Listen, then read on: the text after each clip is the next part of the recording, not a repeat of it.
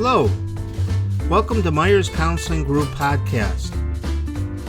We offer mental health, substance abuse, and wellness information for the community. To find out more information and to access previous podcasts and other resources, visit us at myerscounseling.com. Hello, today I would like to introduce Susie Manervini. She's the Vice President of the Women for Sobriety. Hello, Susie. How are you? I'm good. How are you? Good. If you could explain a little bit about your organization, how it got started. Okay. Women for Sobriety was created in 1975 by Jean Kirkpatrick. She found that other recovery groups were just not for her. And she ended up creating something just for women. She found that men and women drink and drug for different reasons, and that's why originally it was created. It's been around since 1975. Right now we have about 100 face-to-face meetings across the United States and a few in different other countries, Germany, Iceland, Ireland, England, and online now, we're about almost 13,000 registered users for our online support group. Now, this, how does it financially manage itself? It's a nonprofit, 501c. It's by donation. We have 3 to 4 annual fundraisers. We just had one this past weekend where we raised money to keep the organization running. So if you could explain a little bit about how the groups are structured, who runs the groups, what kind of training the people who run the groups have. Okay. We have moderators who moderate the meetings. We are not therapists. We are just women who have had sobriety of 1 year or more.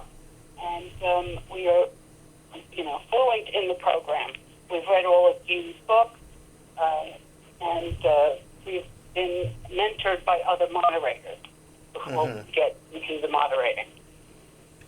So there is training for the moderators? Well, essentially, it's a year of sobriety of attending meetings. Mm-hmm. Seeing how the meeting is run, and there's always a moderator at a meeting. So you are essentially mentored through the program. I see. So could you tell us a little bit about the 13 statements of acceptance? Yes, and the 13 statements are the big difference from this and any other program. This is a very positive-based program. Women do not need to give over power to anyone. We just have the need to do the opposite. We need to get our power back. We need to get our self-esteem back and our self-confidence back. And that's what the statements provide. They're all positive things about taking back your life. I see. Do members work through these statements one at a time? I mean, how would one go through the 13 statements? Right. During the meetings, like, for example, we will read a statement. We'll have a discussion on it, and then each woman, depending on the size of the group, will get to discuss it. There's no order that it goes in because sometimes a woman will come into the group and feel the need to discuss a certain topic or one of the statements, and then we'll work with that statement.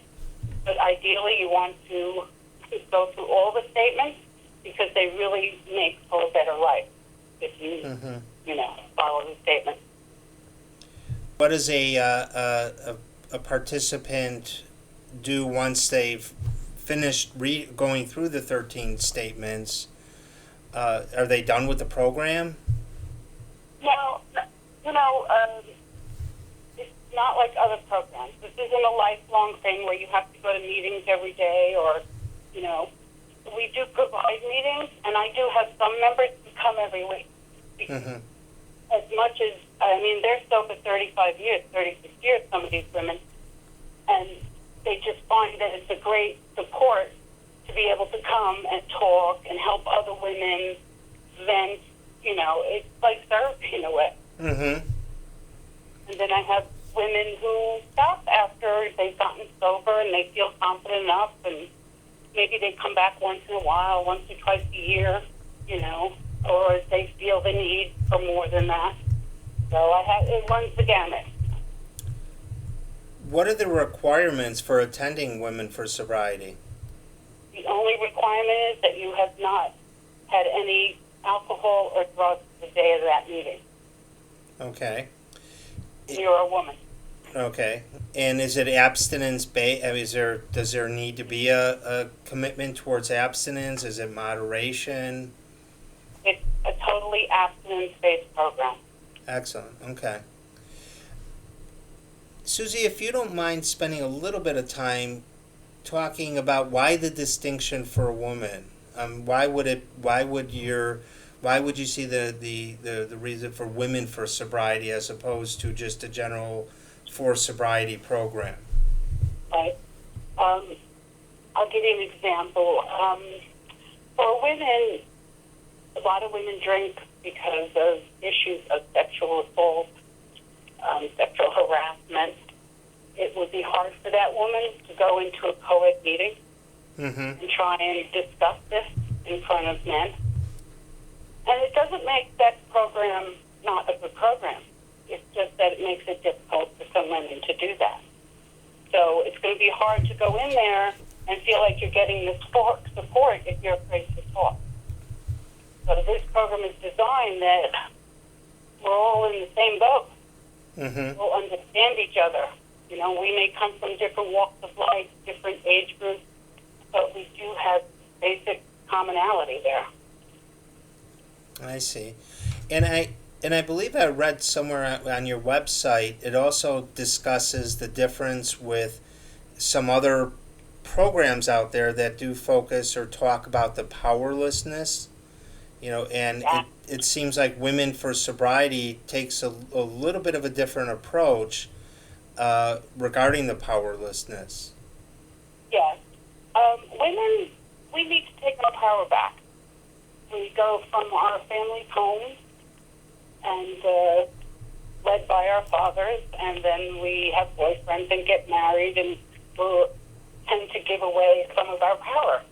And it may sound outdated, but it still happens to this day. And to belong to a support group that asks you to give over to a higher power is just one more of letting go. We take it back. So we need to take back our power, take back our strength, and to lead a happier life. Because honestly, what's the point of not drinking if you're not going to be happier? Right. Now, Women for Sobriety is a cognitively based program. Do you guys talk about or address the spirituality part of recovery? Well, we do, but spirituality in this program, we recognize that it means different things for different people. For some, it might be a garden where they feel one with nature. It could be someone who is into an organized religion. It's different for everyone, and we respect that. I see. And are there different types of groups within Women for Sobriety? There are. Go ahead. The face-to-face meetings are generally your typical meeting. There are online. There are different groups. There's I can't remember all of them, but there's newbies, they call them, for people who are newly into the program. There is it's called Double Trouble, where if you have a spouse who has an alcohol or drug problem, different groups. Fabulous and over 50. So, but essentially it's the same program. They just try and narrow it down a little bit sometimes. When people visit your website, different resources on your website, books, videos, workbooks, and so forth. What would be the website that people would go to find out more information about Women for Sobriety? It would be womenforsobriety.org, Okay. and it's free to register. It generally takes a day or two because they do vet the registration. What do you mean by they vet the registration? Well, we've had men try and register, so we have to be careful about that. Mm-hmm. I see. And I think you had already answered this about if people actually graduate from Women for Sobriety, and from what you were presenting, it does seem like that's kind of individually based. One person feels that they've gotten what they can from the program, that's self-determined. Right. Absolutely. Okay. Now, what additional information, Susie, would you like to tell people about Women for Sobriety? Anything we had missed you think would be helpful for people who are kind of seeking out resources in their Right. I know for myself, because I was not happy with the other programs that I had looked into. When I walked into the door of the first meeting I went to, and that's going back 19 and a half years ago, I felt safe. Mm-hmm. And that meant a lot to me. And that got me to keep going every week, and I've been sober ever since that first meeting. And it's not like that for everyone, because everyone has their own journey and path. But for me, it was safe. It's very positive. I didn't have to feel ashamed or humiliated. It's a very non-judgmental group. We're all in the same boat. We're just trying to live a better life without alcohol or drugs. Excellent. Susie, I really appreciate all the information. I think this is an excellent resource for a lot of women out there who are trying to find their way in sobriety. And we do talk about you have online as well as in-person groups available, correct? Correct. Great. Okay, Susie, again, we thank you very much for your information, and that would be womenforsobriety.org. Correct. Great. Okay, thank you, Susie. All right, thank you.